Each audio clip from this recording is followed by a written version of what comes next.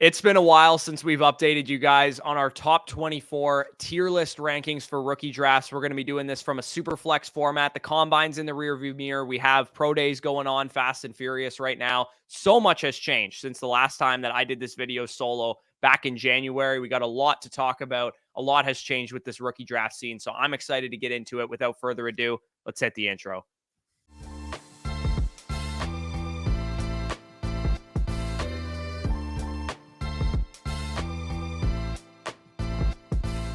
All right, so we are now into the top 24 tier list. We're going to be breaking down our top 24 super flex rankings, going through kind of tier by tier, talking about like startup value and where we would value these guys. Of course, they are ranked as, as follows. You can see Caleb Williams and Marvin Harrison there at the top, 101 and 102 respectively for us. As we go down this, we're going to talk about kind of tier breaks. We've also put down entire strategy videos on how to like trade up for the 102 if you want to do that. So definitely check those out. But starting with these top two players, Caleb Williams and Marvin Harrison, there's very few holes that we can poke into them. I mean, people are doing it. Caleb Williams obviously getting some criticism for like some character question marks, hero ball, the fumbles that he's seen over the last couple of years, but the arm talent, the playmaking ability, the mobility, the accuracy, the ability to handle pressure, the processing, it's all there. And I tweeted this out yesterday, but you're walking in now, it's pretty much a foregone conclusion that he's going to go to the Chicago Bears.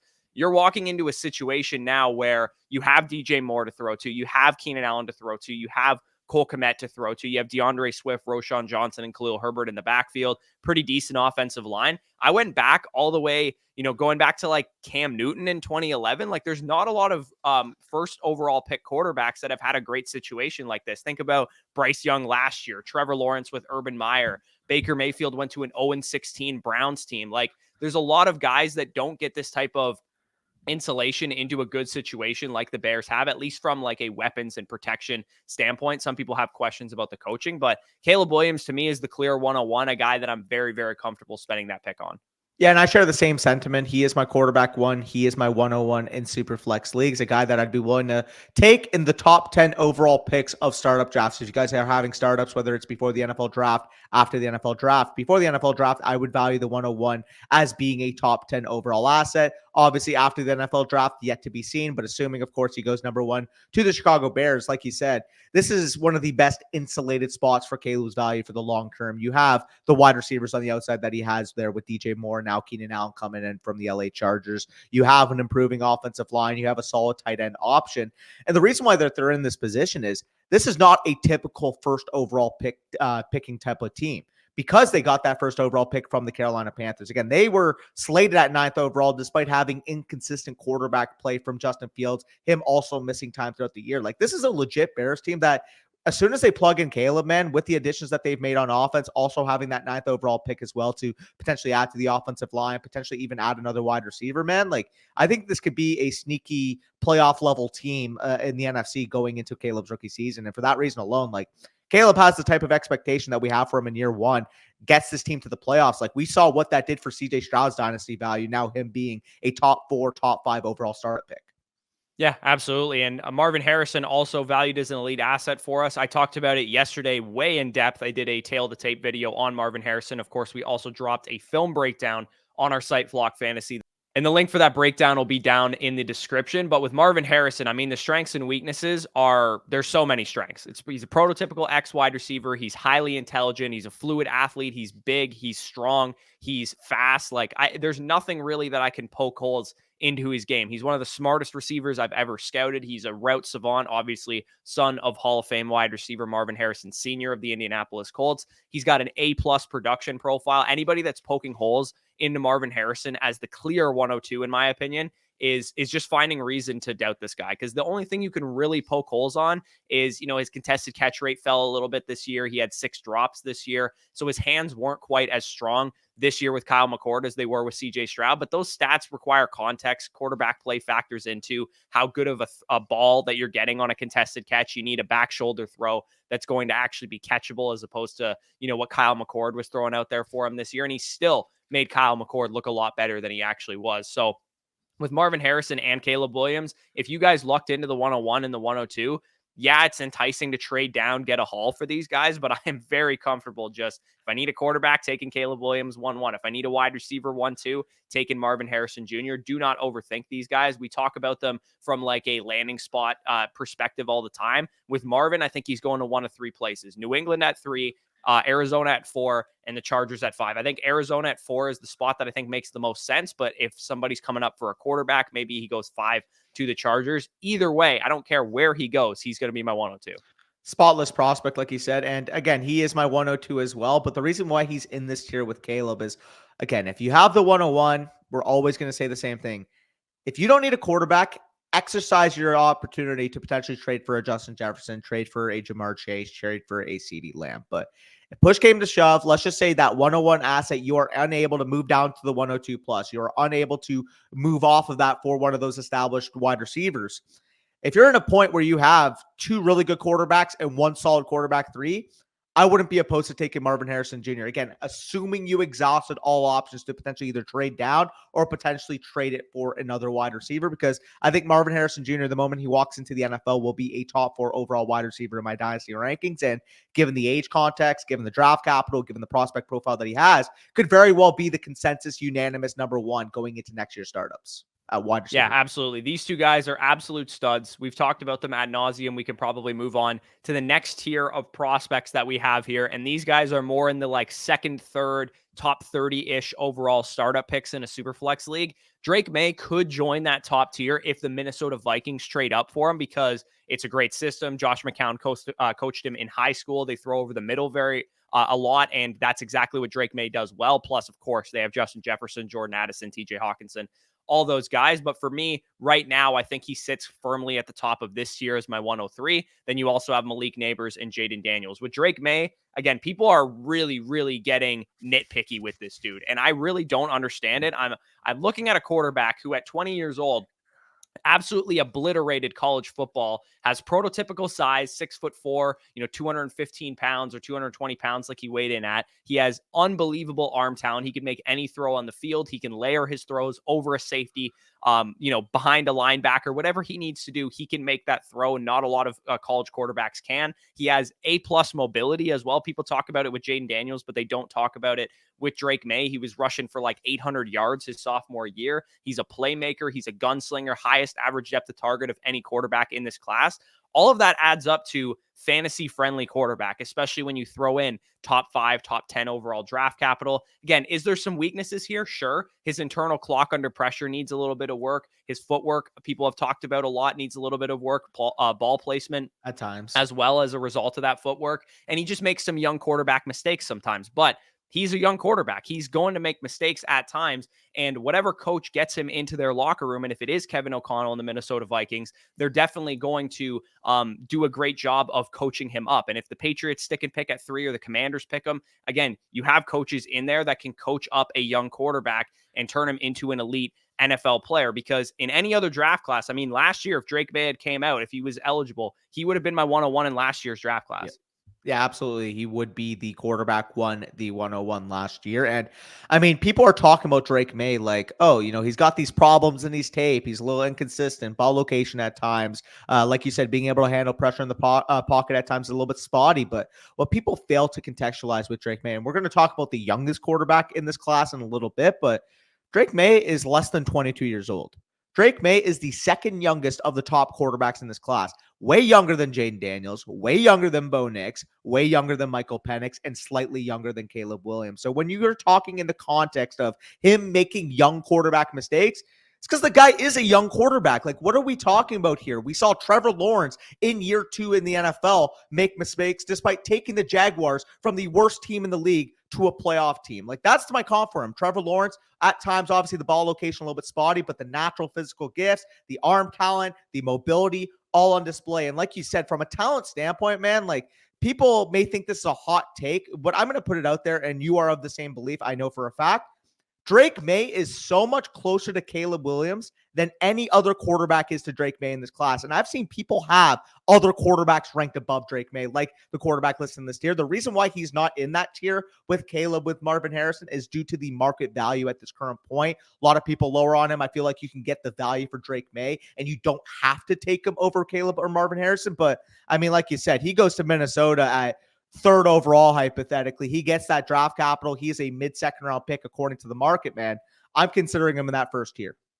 Yeah, he would have as good of an argument for 101, really, even as Caleb and Marvin do. Like you get a quarterback with that insulation, with those weapons, it's really going to benefit him at the next level. And again, with Drake May, again, people are very, very hesitant on this guy. I'm not sure why. Again, he had a down season this year, but if you look back at that sophomore tape, think about what NFL scouts are talking about him. I honestly believe that some of this is smoke and mirrors. I think the NFL is very high on Drake May, and they're trying to get him to slide down the board or whatever. Maybe it's the Vikings doing, maybe it's the Broncos doing. They're trying to trade up for this guy. For me, I think he's a locked and loaded top 12 quarterback in Dynasty right this second. And once he gets into the NFL, depending on what team he goes to, has a chance to really accumulate value because he's not a pocket quarterback. He can run. He can run 700-800 yards, punch in 3, 4, 5 rushing touchdowns at the next level. And he is a very, very exciting prospect as a result of that. So Malik Neighbors, another guy that's in this tier, and we'll talk about his LSU teammate in a second.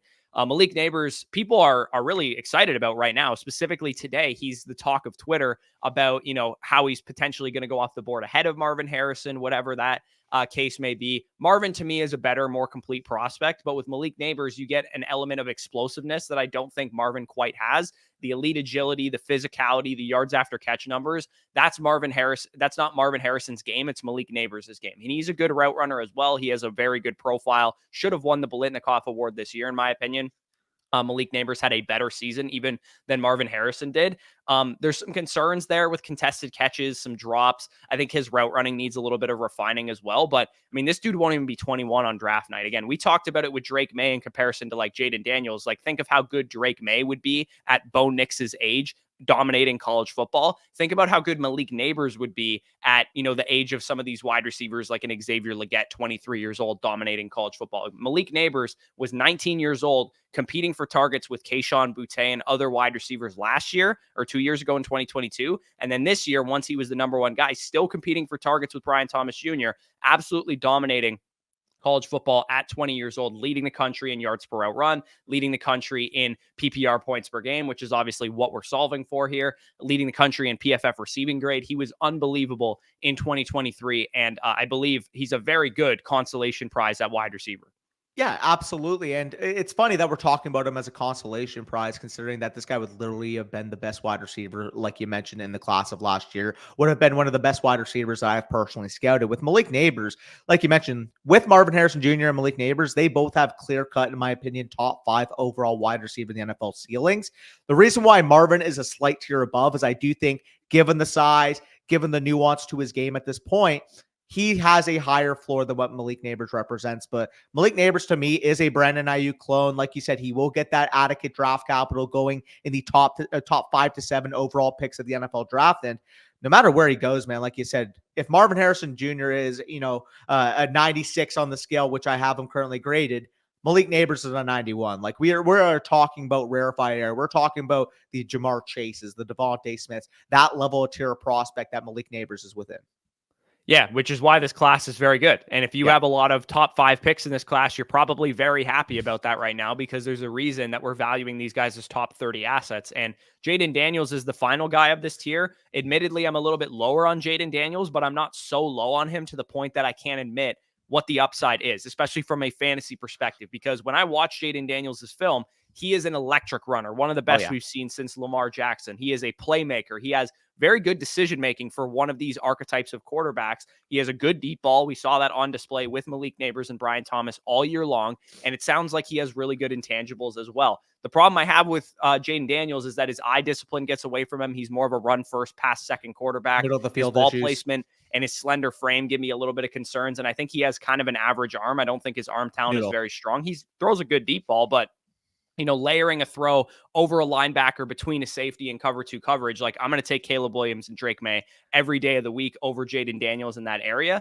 But again, we're playing fantasy football here. If he gets high draft capital, which it sounds like he's almost a certainty to be a top 3 overall pick and potentially the second pick in the draft behind Caleb Williams to the Washington Commanders, Jaden Daniels is going to hold value in superflex formats because he has the ability to rush for 800, 900, 1,000 yards on any given season, potentially rush in 8, 9, 10 touchdowns as well. So even if he's an average passer, a la, Justin Fields or whatever, we're going to get a 3 to 4 year window of him being an elite fantasy quarterback. So the question with Jaden Daniels is he good enough to hold down a starting job long term? And I have a little bit of concern with that because of his age, right? If he was a 20-year-old quarterback and he needed development like Anthony Richardson did last year, I would feel a little bit better about Jaden Daniels. But the fact that he's an overage prospect, I have concerns that he might be what he is at this point.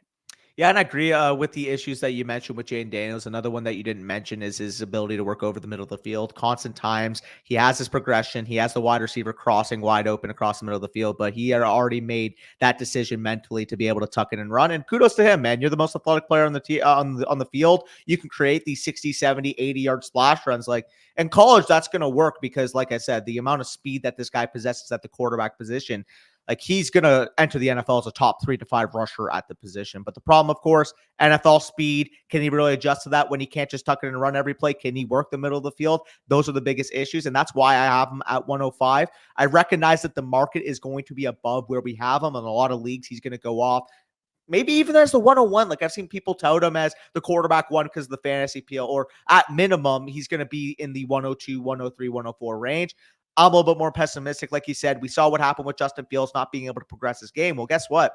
Jaden Daniels is a year younger right now than Justin Fields is. And Justin Fields was drafted to the NFL 3 years ago. Like when you contextualize the situation that Jaden Daniels is in, if he doesn't figure it out by year 2, man, like we're going to have significant concerns about his long-term job holding ability. And that's not to say that you won't have outs to potentially sell. Because like we saw Justin Fields, he was valued at one point as the 109, 110 in Superflex. Like there is a plausible scenario where Jaden Daniels reaches that level of high. And if you don't believe in him long-term, you could always, pull the carpet, get out of that deal. But when you're dealing with Caleb Williams, when you're dealing with Marvin Harrison, when you're dealing with Drake May, who, like I said, I view closer to Caleb than the rest of the quarterback class. And then, of course, a talent like Malik Neighbors, I just physically can't pull the trigger on Jaden Daniels, knowing how much lower the floor is of him compared to those other guys. Yeah, absolutely. It's really all about preference with Jaden Daniels. Yeah. If you love Jaden Daniels, I'm fine taking him 103, 104, but I'm not quite as high on Jaden Daniels. And again, he's got a slender frame. He's a little bit older of a prospect. Yeah, he's probably a better passing prospect than Justin Fields was coming out. And he took major improvements from, 2022 to 2023, hence why he won the Heisman. He also had the best receiver duo in the country, which helped him do that. So again, is it chicken or the egg? Is it Jaden Daniels getting carried by these receivers, or did Jaden Daniels make these guys better? I think it's a little bit of both, but at the same time, I have my concerns about Jaden Daniels, which is why I would still spend a top, 2 to 3 round startup pick on the guy, but I'm probably going to be lower than where the market actually values him. So the next tier of guys, so we're kind of in this like 106 to 108 range of Dynasty Superflex rookie drafts. We have Rome Odunze, Brock Bowers, tight end from Georgia, and JJ McCarthy, quarterback from Michigan. When you look at Rome Odunze, again, we talk about consolation prizes at the wide receiver position. Rome Odunze is a great prospect, would have been the wide receiver one in the class last year for me. When you look at what he does well, excellent route runner, excellent contested catch ability, great downfield, great hands, great size, great physicality, tested out the wazoo as well, a 9.91 relative athletic score. That's a 99th percentile number. He's 6'3", he's 212 pounds. He's got everything that you're looking for, basically. The only knocks that people have on Rome Odunze is his senior season was his best year. He's not an early declare. I would say he's not special yards after catch ability, but he's pretty good in that area. And sometimes I notice he ends up on the ground. Sometimes he doesn't have the best balance in phase, but we're really nitpicking here with Rome Odunze. If you guys need a wide receiver and you have the 106 pick, I would run the card up with Rome Odunze. He's going to be a top 10 NFL draft pick, and he's got pretty much everything that you could want out of a young wide receiver. And even though he's a senior coming out, he's still going to be under 22 years old on draft night. So when we say Rome Odunze wide receiver 3, it's not a bad thing. It's because the other 2 wide receivers are that good, not that Rome Odunze is not good. I have a similar grade on Rome Odunze as I had on Drake London and Garrett Wilson in 2022, which were very, very good, mid-first, top 15 talent type of prospects. Yeah, and I mean, it's pretty simple to me with this 106 to 108 here. Obviously, we're going to talk about Brock Bowers. We're going to talk about JJ McCarthy in a second, but if you hold the 106, it is the pick your flavor pick. If you have your quarterback and your tight end situation completely figured out, you take Rome Odunze and you don't look back. If you need a quarterback, you take JJ McCarthy, assuming he gets the draft capital that we will expect, whether that's top 5, whether that's top 10. A lot of buzz that he's pretty much a top 10 lock at this point. And guess what? If you need a tight end or your quarterback situation set, maybe your starting tight end duo is like, I don't know, Cade Otton and Jake Ferguson, and you want to add some upside to that group, I don't mind going out and getting a Brock Bowers at this point. Really, it's a pick your flavor tier, like you said, with Rome Odunze. We mentioned that Malik Neighbors is not a consolation prize to Marvin Harrison Jr. It almost feels the same with Rome Odunze. Obviously, yes, I would prefer Marvin. I would prefer Malik Neighbors to Rome Odunze, but I have a very, very safe wide receiver 1 type of projection for Rome Odunze. I would be shocked if this guy didn't end up being a top 10 to 15 overall wide receiver in the NFL. The size, the explosive ability, I think that was the one knock that people had, is just how athletic is Rome Odunze. And I feel like he clarified that he is a damn athletic player at the combine, man. 93rd percentile speed score, 83rd percentile burst score, 86th percentile agility score, on top of running a 4.45 at 212 pounds. He silenced those haters. And I mean, we saw what he was able to do with Washington this year, being the clear-cut best wide receiver for Michael Penix, despite playing with 2 other established top 50 level talents in this class. Yeah, you're going to see both of them make an appearance on this list. They're both good players, and Odunze alphaed the shit out of those guys because he's that much better. And it's not a knock on them. They're good players too. It's just Odunze is that dude. So yeah, Rome Odunze, if you need a wide receiver and you have the 106 to 108 pick, you definitely are ecstatic to get those guys again. Brock Bowers, tight end premium formats, need a tight end for your roster. He's an excellent prospect as well. 6'4", 240 pounds. That was a question mark of his coming into the NFL Combine. People were concerned, is he going to come in at like 228 pounds or whatever? People were concerned that that might be the case. But with Brock Bowers, I mean, you look at a guy that has the movement ability that he does, the George Kittle, Sam Laporta effect of what he looks like in the open field. I really don't have any concerns about what his athletic testing numbers would have been had he tested at either the combine or his pro day. We're getting word that he might have like a separate, pro day on the side to like kind of show people how athletic he is. Excellent hands, great physicality, excellent after the catch, the best tight end prospect on paper that we've seen. Really better than Kyle Pitts, better than whatever prospect you like, because he came out in the SEC as a true freshman and started for the best team in the country, 2-time national champion, best player on that offense, basically the entire time he was in college. We saw, Dalton Kincaid, Michael Mayer, some of these great prospects last year have one season of a 90-plus PFF receiving grade. Brock Bowers basically did it his entire career as a freshman, as a sophomore, first half of his junior season before he suffered a high ankle sprain. That 90-plus PFF receiving grade, he was the best tight end in the country the entire time he was in college football. He's got that early declare profile. He's athletic. He's only 21 and a half years old on the night of the draft. My comp for him is Sam Laporta. Your comp for him is George Kittle. We think that's the type of impact he can have at the next level. Where he goes in the draft's a little murky. I think he's going to be a top 15 pick. I think the team like the Jets, the Colts, some of these teams make a lot of sense for him. Yeah, I mean, it's pretty simple. If you were to just rank the best overall players in this draft class, Brock Bowers would be 1 or 2. I think Marvin Harrison and Brock Bowers are the 2 best players in this draft, especially amongst the fantasy players. Obviously, maybe you talk some defensive guys regardless. I think those are the 2 best players in the class. The problem, of course, the tight end position. If you have a solidified top 8 tight end, top 9 tight end, top 10 tight end, you're going to be dissuaded from taking Brock Bowers, especially if you need a quarterback, especially if you need to add some wide receiver, simply because of the tight end market in Dynasty at this point. There's so many names in Dynasty to the point where unless you are Sam Laporta, unless you are that caliber of tight end right away, it's kind of getting to the point where there's not much demand at tight end. So it's a little bit riskier. I would say a little bit more volatile of an asset spending the 107 on a tight end. But if you're worried about, the potential downside of Brock Bowers, just know the upside is him quite literally being the Dynasty tight end 1 over Sam Laporta. Yeah, because, as good of a prospect as Laporta was, Bowers is a better prospect, which is pretty crazy to say. I think he's the only guy that can dethrone Sam Laporta as the tight end 1 in Dynasty at this point in time. But like you said, a little bit more of a riskier asset spending this high of a pick on a tight end. I do think in some leagues, super flex leagues or whatever, non-tight end premium, there's going to be 108, 109, 110 Brock Bowers picks made. And I don't think that's outrageous. I understand why people would want to let him fall down the board. But when he's this good of a prospect, you just got to pull the trigger on the dude. So The last guy in this tier, and again, positional need. We don't have a roster to make these rankings based on, but JJ McCarthy, University of Michigan quarterback, as you talked about already, getting legitimate top 5, top 10 overall buzz. Every draft analyst we hear from says this guy's going to go in the first round at minimum, if not the top 10 to 15 picks. And it's mainly due to the fact that even though he wasn't asked to do a lot at Michigan, when he was asked to do a lot, you look at his throws on 3rd and 7 plus. He's able to make all the throws in the book. He posted a 62 mile per hour velocity at the combine. That was the second highest, only to Joe Milton among all the quarterbacks. He has the intangibles. He's going to be barely 21 years old on draft night. He's accurate, solid tools, coachable flaws, like the flaws that he does have, handling pressure, decision-making. That's young quarterback stuff. Like we talked about with Drake May. You can coach that out of a player. Maybe he needs to sit year 1 for a couple weeks. Maybe if he goes to, say, the Minnesota Vikings, you wait until week 8 to week 10, put Sam Darnold out there for the first couple weeks of the year, and then let him, cook at the end of the season. That's kind of what you're getting with JJ McCarthy. But regardless, I mean, at the 107, 108 area, if he has top 10 draft capital, especially if he goes to Minnesota, he's going to have the weapons to throw to. He's going to have the coaching that he needs, the protection that he needs. So I think for Danny, as a Michigan fan, you're probably hoping he does go to Minnesota, because that would be the absolute nuts landing spot for him.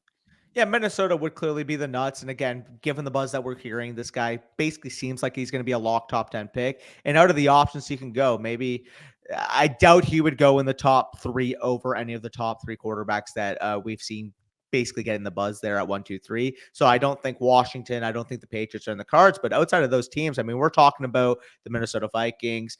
We're talking about the New York Giants. Hopefully that's not the case. Or we're talking about potentially even the Denver Broncos, which I think would also be a very good outphone for him. So of the 3 main teams I would say are in contention for JJ McCarthy, 2 of them are just absolute prime landing spots, I would say. And when you're talking about the player, like I said, I view Drake May closer to Caleb Williams than any other quarterback is to Drake May. And I think Jaden Daniels is much closer to JJ McCarthy than he is to Drake May. From a pure film standpoint, I have JJ McCarthy as an 83.5 grade. I have Jaden Daniels as an 84 grade. So we're talking about a minute difference. Obviously, in fantasy, you give the advantage to the rushing quarterback, hence why Jaden Daniels is valued where he is in the tier above. But I mean, JJ McCarthy, if he goes top 10, there's no reason why he can't be a franchise signal caller, especially like he said, if he gets one of those advantageous landing spots. Yeah, absolutely. So that's the 101 to 108. We're going to try and speed through these next couple tiers a little bit more, because this is where things differ, right? This is where we have these guys ranked. And of course, if you guys aren't doing your own prospect takes or whatever, you can kind of just trust our opinion. We've watched and graded 50 prospects in this class, so we know the deep names that should be graded higher. We know exactly what to think about these prospects. So in this 6th to 8th round startup pick range, we're talking about the 109 to 112, 201 area of your rookie draft. Brian Thomas Jr., wide receiver, LSU. Ladd McConkey, wide receiver, Georgia. Xavier Worthy, wide receiver, Texas. Trey Benson and Jonathan Brooks, both running backs of Florida State and Texas, respectively. So again, kind of what you need for your roster. Is it a wide receiver need? Is it a running back need? We're ranking these running backs kind of under the assumption that they're going to go higher in the draft than the other running backs behind them. Maybe they go in the top 50 overall picks. Maybe they go in the top 75 overall picks, especially if they go to a landing spot like the Cowboys or like a team that needs a starting running back right now. Let's start off with Brian Thomas Jr., Ladd McConkey, and Xavier Worthy. These are the top, second tier receivers in our opinion. With Brian Thomas Jr., I'll let you take it away with him because you actually have him wide receiver 4. I have him wide receiver 5, and then I'll talk about my wide receiver 4, and then we can kind of tag team Ladd McConkey there. Yeah, I mean, obviously, people are going to point post-combine at just how much of an athletic freak he is. 99th percentile speed score, weighing in the way he did, running a 4.33 official 40. Like, it just goes to show you that the traits are there in spades for a guy that didn't pick up football until he was in the middle of high school. I believe his first year of organized football was in either the 10th or 11th grade. And for a guy that's that new to football, man, I thought he was a lot more nuanced than the typical raw, big time frame, big time trait wide receiver that we see in the NFL. Obviously, the big time, explosion year that he had this year with that LSU offense, helping Jaden Daniels get that Heisman. I mean, this is the prototypical lottery ticket wide receiver that we want to be taking. He's going to be getting top 20 overall draft capital, in my opinion. He has the frame to be an established wide receiver 1 for the future. And our comps for him both, respectively, are actually Nico Collins. And maybe it's not as slow of a development path for Brian Thomas, given the draft capital he'll get, given the opportunity he'll get right off the get-go versus what Nico Collins got as a third-round pick. But the player that Nico Collins has developed into, that big-time, big-frame X-wide receiver that can affect the game at all three levels, I see those glimpses in Brian Thomas's game. So it's really fascinating. Again, I don't view him in that tier with Rome, with Marvin, with Malik Neighbors, but I do view him as the head of the 4 to 8 range at wide receiver, especially given the fact he is pretty much a lock at this point to be a first-round pick, which is what I can't say about the other guys here. Yeah, with Brian Thomas, like I had question marks about maybe his route tree a little bit. Sometimes he doesn't play as strong as his size would indicate. Low market share numbers, obviously kind of explainable due to the fact that he's playing with Malik Neighbors. He has concerns, but I do believe he's definitely a first round caliber wide receiver. I think an NFL team will spend a first round pick on him. And I feel very comfortable at the end of the first round. If you guys are a contender, especially 109 to 112 range, you need another wide receiver for your roster. Adding in Brian Thomas makes a lot of sense there. My wide receiver 4, who I have slightly ranked ahead of Brian Thomas, is Xavier Worthy of the University of Texas. Of course, smaller dude, 5'11", 165 pounds. That's one of the major concerns people have about Xavier Worthy. Doesn't have the best hands in the world, even though most of that can be explained away by his sophomore year. The fact that he had a broken hand. So a lot of those drop stats factor in there. He does need some refinement. He didn't necessarily grow a whole lot from his freshman breakout season when he looked like he was going to be one of the best players in this class. He didn't really get a whole lot better. I think I chalked that up mostly to Quinn Ewers not being a very good quarterback and the fact that Xavier Worthy, when he got opportunities, was still very good. Some of those opportunities came on screens, came on shorter design touches, but I highly recommend that you watch a highlight reel of Xavier Worthy and tell me how many times this guy was missed on a deep ball. They used him out of that necessity to get him the ball because Quinn couldn't get him the ball downfield. When he does run intermediate routes, you see that 4.21 speed, broke the NFL record at the NFL Scouting Combine. Elite agility, great route runner, very tough for his size as well. He shouldn't be dropping the shoulder to try and truck linebackers, but he does because he's a dog, and that's exactly how he plays. Very good age profile, too. I mean, when you look at this guy on paper, freshman season, 100th percentile, the best freshman season we've really ever seen, over 1,000 yards, 12 touchdowns in a Power 5 conference, very productive all 3 years of his college career, competing for targets with good NFL caliber talent like Adonai Mitchell, Jordan Whittington, probably an NFL caliber slot receiver as well, Jatavian Sanders, an NFL caliber tight end, the running backs that he had to compete with, Bijan, Jonathan Brooks, Roshan Johnson, all those guys, very, very talented dudes. So with Xavier Worthy, I know he's concerning and he has these like red flags, quote unquote, but he's barely going to be 21 years old on the night of the draft. Those are coachable things that he has. And I think if he gets first round caliber draft capital, you're looking at Marquise Brown with Jalen Waddle upside. Basically, your comp for him is Marquise Brown. You're a little bit lower on him. My comp for him is Jalen Waddle because I'm a little bit higher on him. That's kind of the range of outcomes, assuming he's not an outright bust, that I'm looking at with Xavier Worthy. Yeah, I think you pretty much nailed that, put the nail on the head there with his overall range of outcomes. Obviously, Marquise Brown, Jalen Waddle kind of in that range. He is my wide receiver 9 technically, but like I've kind of mentioned that Brian Thomas is my wide receiver 4 with an 84.5 grade. Xavier Worthy is my wide receiver 9 with an 82 grade. Like we're talking about a minute difference in this range realistically between my wide receivers 4 and 10. Just feel better about the projectability of a guy like Brian Thomas. With Xavier Worthy, I'm a little bit more concerned about the overall frame that he represents. Obviously, the drop issues that he has. Don't really know in terms of contested situations, especially at the next level, if he can win down the field. I know he can win down the field when he creates natural separation, but when somebody, especially a faster moving corner, is able to stick with him, can he outmuscle someone at the catch point? Kind of have concerns there. So that's why I have Xavier Worthy lower in comparison. But this is not to say that, oh, you should not be drafting Xavier Worthy. Like if he goes in round 1, he lands in the right spot, I can very well see him be a locked in first round pick in rookie drafts. It's just he would be more so at the tail end behind the Brian Thomas, behind the Ladd McConkey, and in my opinion, behind his teammate A.D. Mitchell, which we'll get into in a second.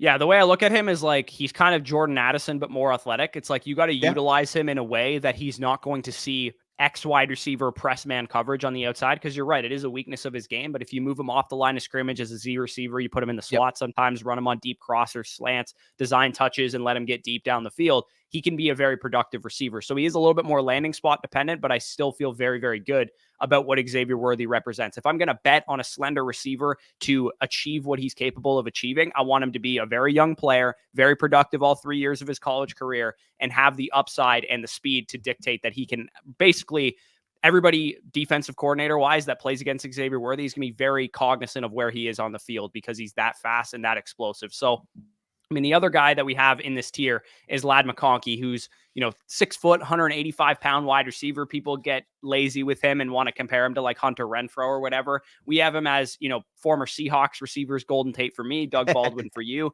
He's got excellent route running ability, especially against zone coverage, second highest yards per route run against zone in this class, only behind Marvin Harrison Jr. So that should tell you a lot.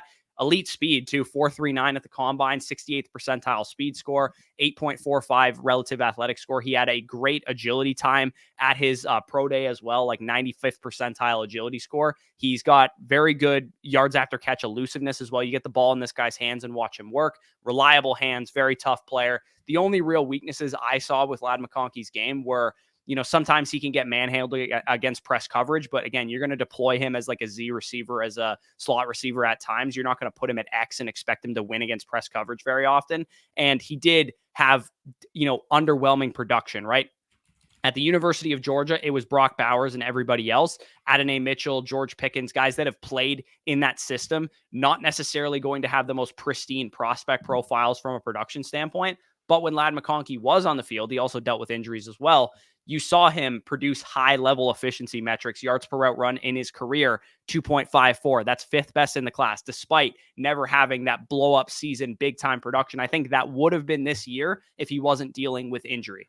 Yeah, absolutely. And he was someone that I completely did a 180 on, because the first game I had watched was the Alabama game, not realizing the context of him coming off the injury, obviously playing against that vaunted Bama secondary with Tyrion Arnold, with Kool-Aid McKinstry, two potential first-round corners. And I do think that was the worst tape that I saw of him of the entirety of the collection that I watched. But as you keep watching this guy, I mean, he is absolute butter getting to his spots. And the one thing that we've talked about together before recording, like in the past as well, is that what he does so well compared to every single other wide receiver in this class is disguising his routes, man. You watch this guy in his approach every single time, and you don't know where he's breaking. Is he breaking left? Is he breaking right? Is he getting vertical? Is he getting that curl? Like, you don't know what his approach is to each route, because he runs every single route the exact same way until the break, man. It's really hard to understand, pick up tendencies when you're a DB, when you have a guy like Ladd McConkey, who is as much of a technician as he is. And it's funny because on March 13th, you basically posted his athletic testing and talked about how he's more athletic than both Garrett Wilson, Chris Olave. That's how we should be approaching a guy like Ladd McConkey transitioning into the next level, not like Julian Edelman, not like Wes Welker, not like these unathletic slot white wide receivers that people want to pigeonhole into Ladd McConkey, because this guy is damn athletic. And people right off the bat are like, well, why didn't that correlate to wide receiver production? It did, if you know what type of wide receiver production you're looking for. 0.25 targets per route run in 2023, 0.234 throughout his career. You mentioned 2.54 career yards per route run, which would rank fourth in this class. And we just saw in his best season a 3.26 yards per route run rate, which would rank sixth in this class. We're also talking about a guy that will primarily see zone coverage, will be in that Cooper Kupp, in that Amon St. Brown type of usage in the next level.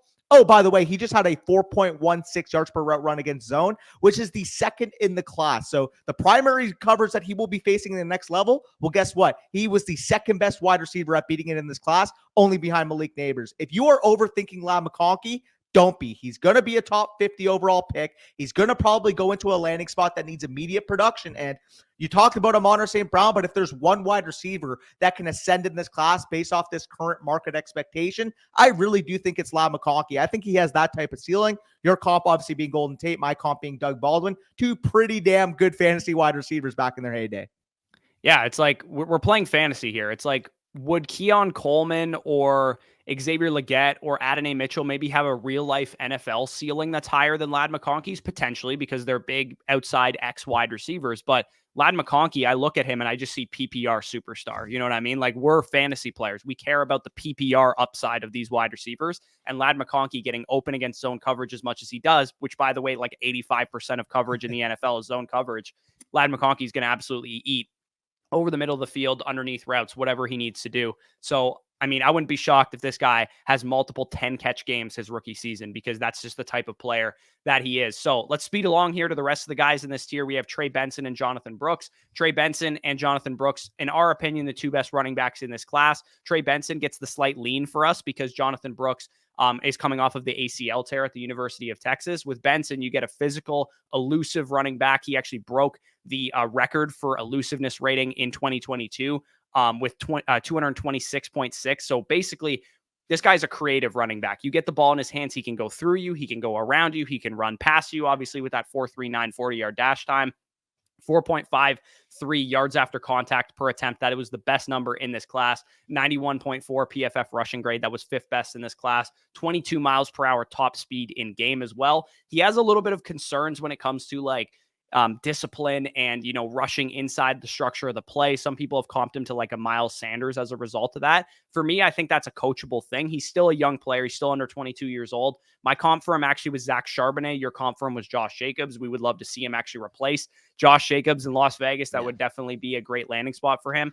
I think he's going to go in the top 100, top 75 overall picks. Maybe he slides into the second round, because even though he's not like the perfect prospect from like a vision, patience, discipline standpoint, he has all the tools to become a great NFL running back at 6 foot, 216 pounds, 9.77 relative athletic score. We're talking about a 97th percentile athlete at the position. So again, the framework is there. He's just got to put it all together, and a good running back coach will be able to do that for him.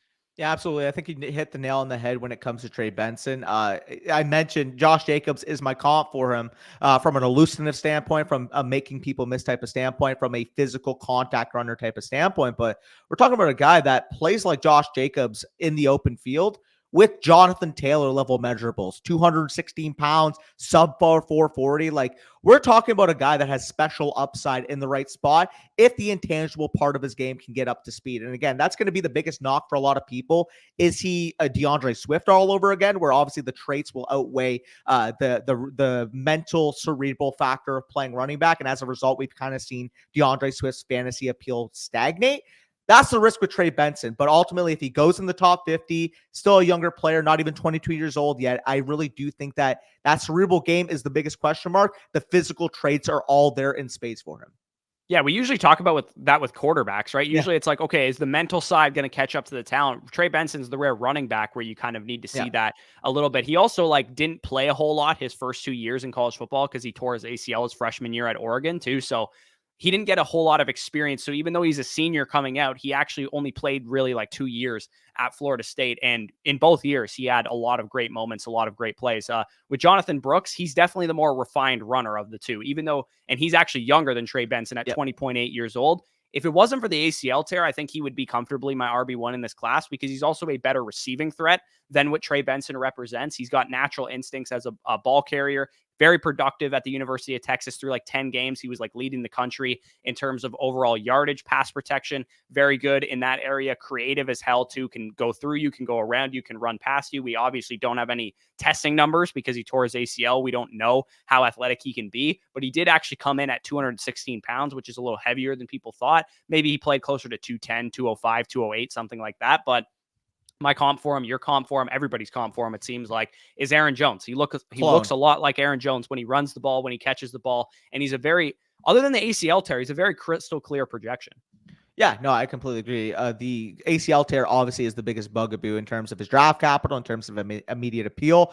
And we've talked about this off camera, that even if you prefer the talent of Jonathan Brooks, if they both go day two, him and Trey Benson, I feel like you have to rank Trey Benson a little bit higher, simply because of the immediate appeal. Knowing how the dynasty market works, if Trey Benson goes out in his first 5 games, gets off to a hot start, whereas Jonathan Brooks, maybe in a spot, let's say he goes to Dallas, they want to give the ball to, Rico Dowdle plus insert late free agency signing here, like a Clyde Edwards-Helaire type.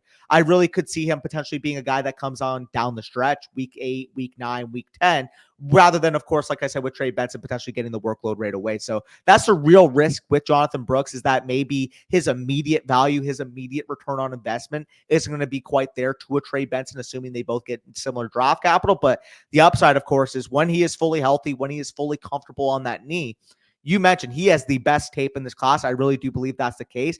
The overall just instincts, the feel of the position you see in Jonathan Brooks, which is really funny because we're talking about a guy that worked behind Bijan Robinson, that worked behind Roshan Johnson, that really never got his shine to be that ultimate 1A running back throughout his college career. He steps in basically as a first-year starter and already shows NFL veteran level instincts, which is what we want to see at such a young age, not even 21 years old.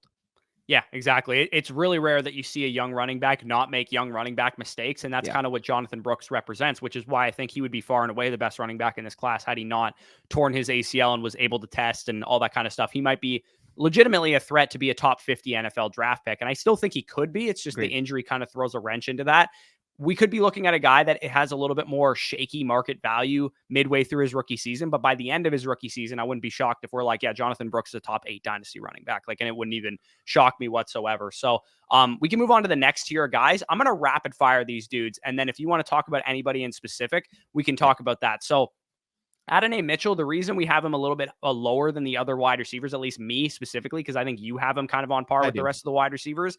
As a University of Texas Longhorns fan, I get worried about the inconsistencies down to down with Adonai Mitchell. Obviously, basically a perfect RAS score. Very good athlete, 4.34 40-yard dash, 97th percentile speed score, 6'2", 205 pounds. He's raw as a route runner, but he has flashes of being very good in that area. Never a target hog. Analytically, he doesn't stack up very well to the rest of the wide receivers as a result. But again, we can't say Adonai Mitchell is a stud prospect and then also disrespect Xavier Worthy for alphaing him this year in the same sentence. So if you don't think Xavier Worthy is good, then maybe Adonai Mitchell should be better. You know what I mean? Like, he should have better market share numbers. So I don't really like that the fantasy community and the NFL draft community does that.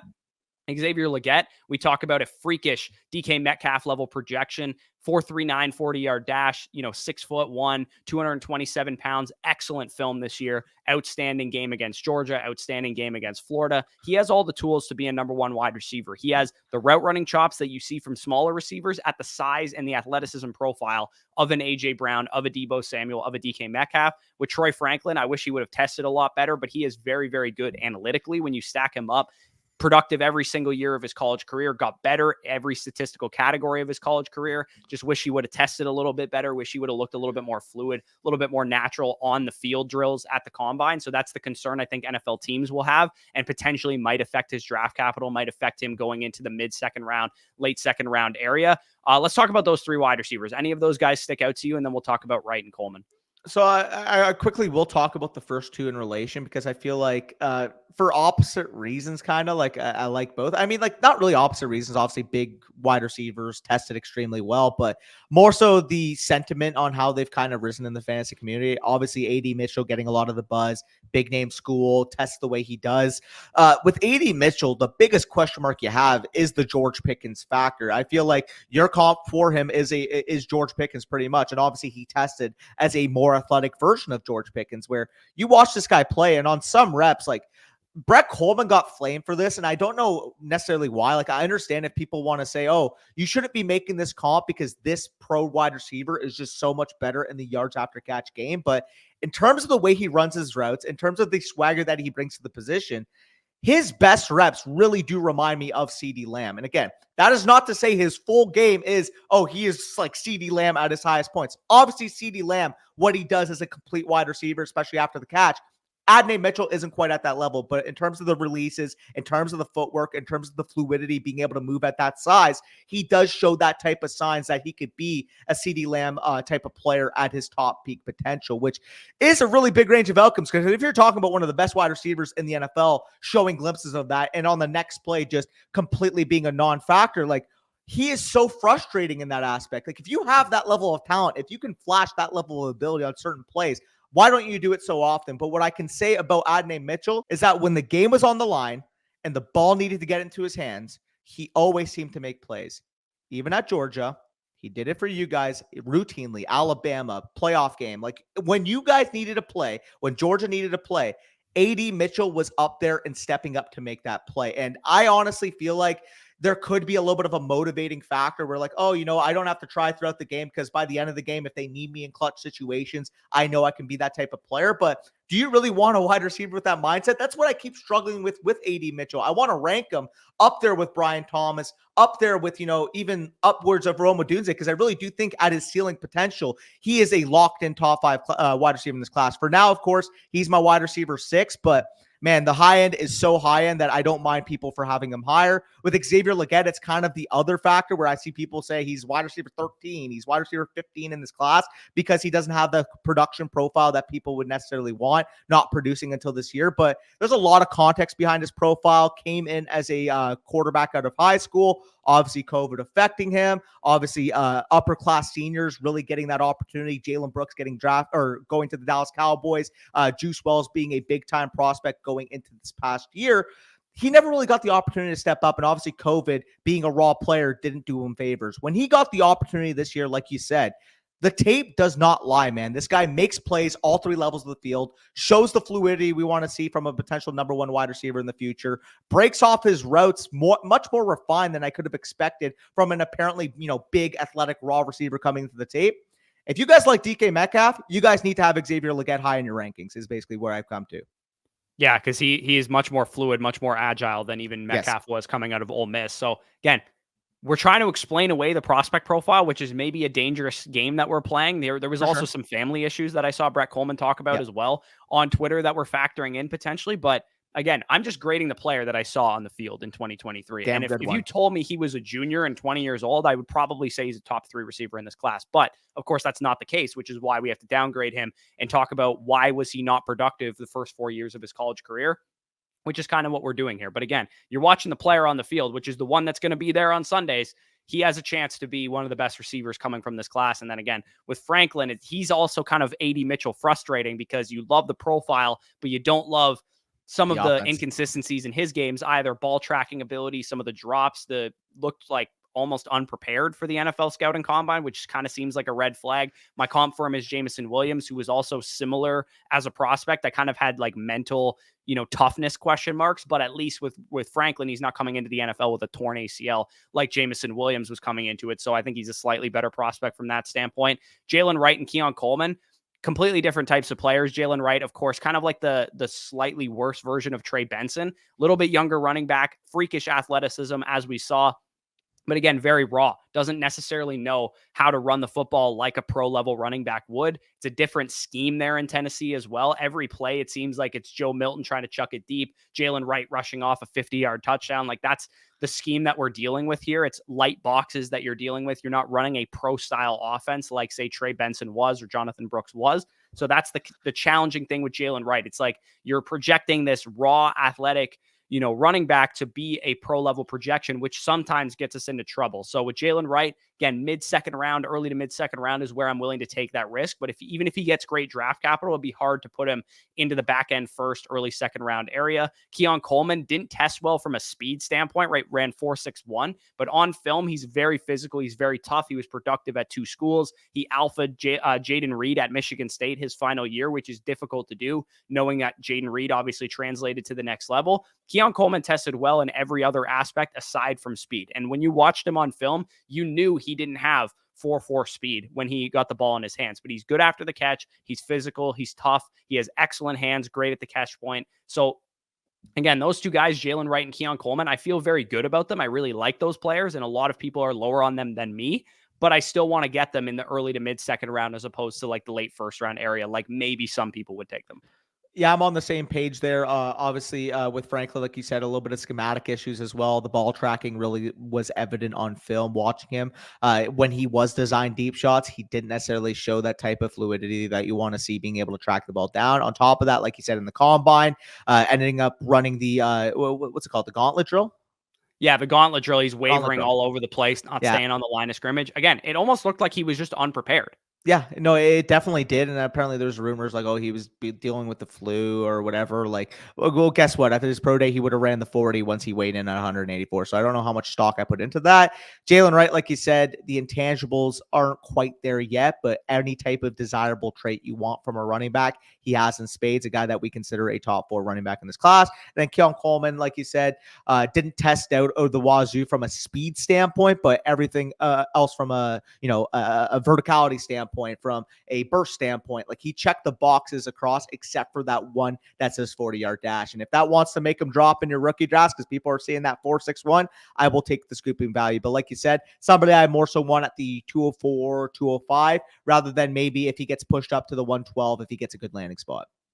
Yeah, and also too, like his production profile, while he was productive at 2 schools, he wasn't like an elite alpha at Yeah. either school either. So like people have some concern with Keon Coleman from that perspective. But again, he was productive at 2 schools. He was competing with NFL talent, Johnny Wilson, Jaden Reed, those type of guys. Of course, Trey Benson and Jaheim Bell at tight end also played for Florida State. So they had a lot of talent there. They were undefeated for a reason. And Jordan Travis was not a good quarterback, and you see that when you watch Keon Coleman's film. A good college quarterback, but not a good pro prospect type of guy. So again, all of these guys have their issues, but all of them have pretty good upside. I would say this is almost the all upside tier. Adonai Mitchell, Xavier Legette, Troy Franklin, Jalen Wright, and Keon Coleman. It wouldn't shock me if 2 years from now we redraft this class and we're taking them as top 8 overall picks off the board from this 2024 class. This final tier, we're going to speed through a little bit because we're going a little long on this video. With Bo Nix, he really is all dependent on draft capital. I liked the film. He's an accurate quarterback. He's got a good arm. He's not going to be the highest upside from a fantasy perspective, but if he gets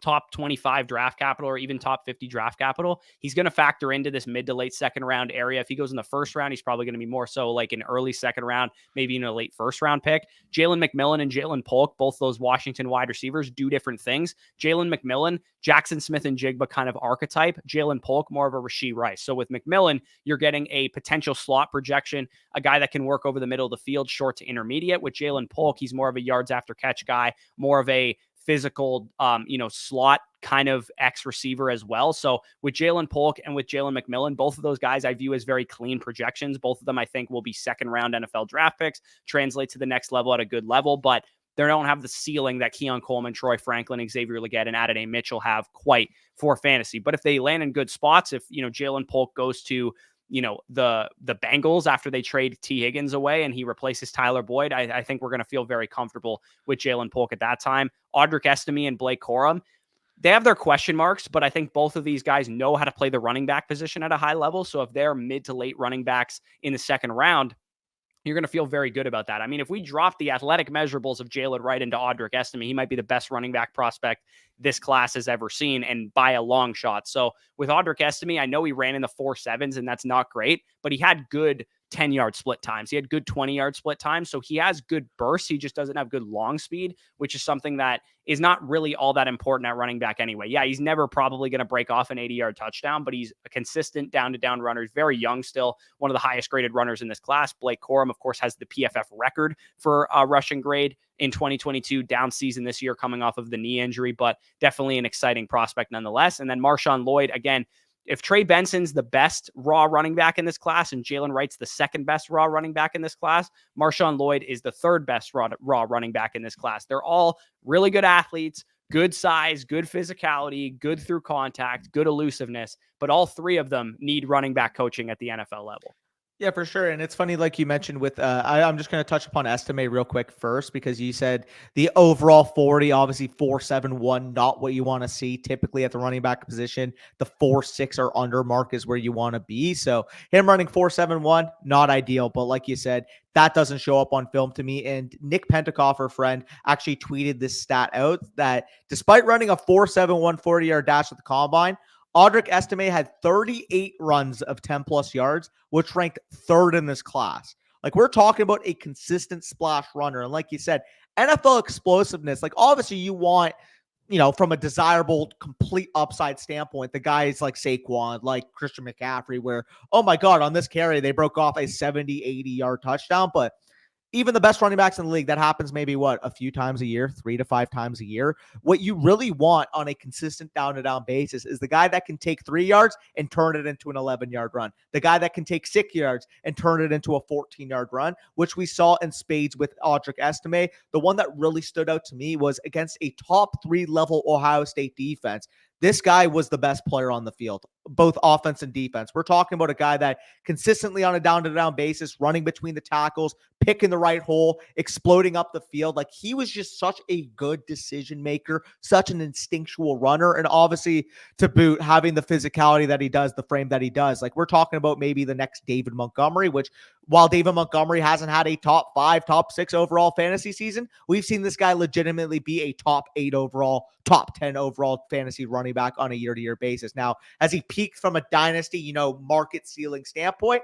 Not necessarily, but guess what? If you're getting this guy in round 10 plus of your startups, in the late second round of your rookie drafts, you're not complaining of whether he's the RB8 in dynasty rankings, to be quite frank. Bo Nix, this is under the assumption as well that he is a second round or third round pick. If this guy goes in the first round, he's going to be probably closer to that Brian Thomas, Lab McConkey, outwards to Jonathan Brooks tier. Just knowing how startup rankings go, starting quarterback, first-year player going in the first round, he's probably going to be a 6th to 8th round startup pick, which is what we have that labeled as. Yeah, it would all depend on his draft capital, like you said. So again, this was a little bit of a longer video. We covered top 24 rankings here, but as I talked about throughout the video, it's like we haven't done this from the prospect standpoint since like really January. Yep. We've talked about these guys in relation to mock drafts that we've done and mock draft reaction videos that we've done, but we haven't broke down the prospect profiles as much in the last couple of months. So hopefully you guys got some value from this. Hopefully you did learn something about these prospects. And again, if you have any questions, concerns, disagree with stuff that we said, feel free to leave it down below in the comments. If you want our Dynasty Rookie Draft Guide, I mean, what we did here was just a drop in the bucket. We go 50 prospects deep, same level of analysis that you got in this video, you will get on the later guys, the sleepers, the guys that are going in the 3rd, 4th rounds of your rookie drafts. And of course, you can see all of our grades, all of our rationale behind every prospect that we talked about in this video as well. So if that interests you, that will be linked down below in the description. We also do have film breakdowns coming to the site. Marvin Harrison's is already up. We're going to be doing Malik Neighbors and Romo Dunze's this week as well. So if you guys are interested in hearing us break down the film of these players, watching the traits that we talked about with Malik Neighbors, you want to see that explosive ability on film in all 22 format, you're going to see it in his film breakdown. So if that interests you, again, flockfantasy.com, promo code FSE gets you 7 days for free, gets you 6 months for free, gets you 30% off, and an annual Zoom consult if you sign up annually there as well. If you guys are interested in that, link down below in the description. But with that being said, peace out, and we'll talk to you soon.